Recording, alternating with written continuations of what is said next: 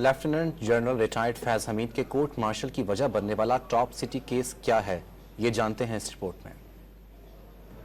Top city housing scheme کے مالک معیز احمد خان کی جانب سے سپریم کورٹ میں ایک درخواست دائر کی گئی تھی، جس میں موقف اپنایا گیا تھا کہ 12 مئی 2017 کو پاکستان رینجرز اور انٹر سروسز انٹیلیجنس ISI کے اہلکاروں نے دہشت گردی کے ایک مبینہ کیس کے سلسلے میں ٹاپ سٹی کے دفتر اور معیز خان کی رہائش گاہ پر چھاپہ مار کر سونے اور ہیروں کے زیورات اور رقم سمیت قیمتی سامان لوٹ لیا۔ درخواست میں دعویٰ کیا گیا کہ ملاقات کے دوران جنرل ریٹائرڈ فیض حمید نے درخواست گزار کو کہا کہ وہ چھاپے کے دوران چھینا گیا 400 تولہ سونا اور نقدی کے سوا کچھ چیزیں واپس کر دیں گے۔ درخواست میں کہا گیا کہ ISI کے ریٹائرڈ بریگیڈیئر نعیم فخر اور ریٹائرڈ بریگیڈیئر غفار نے مبینہ طور پر درخواست گزار کو 4 کروڑ نقد ادا کرنے اور کچھ مہینوں کے لیے ایک نجی چینل کو اسپانسر کرنے پر مجبور کیا۔ سپریم کورٹ نے 14 نومبر 2023 کو سابق DG ISI lieutenant general retired Faiz Hameed کے خلاف کیس کی سماعت کا تحریری فیصلہ جاری کیا، جس میں عدالت نے کہا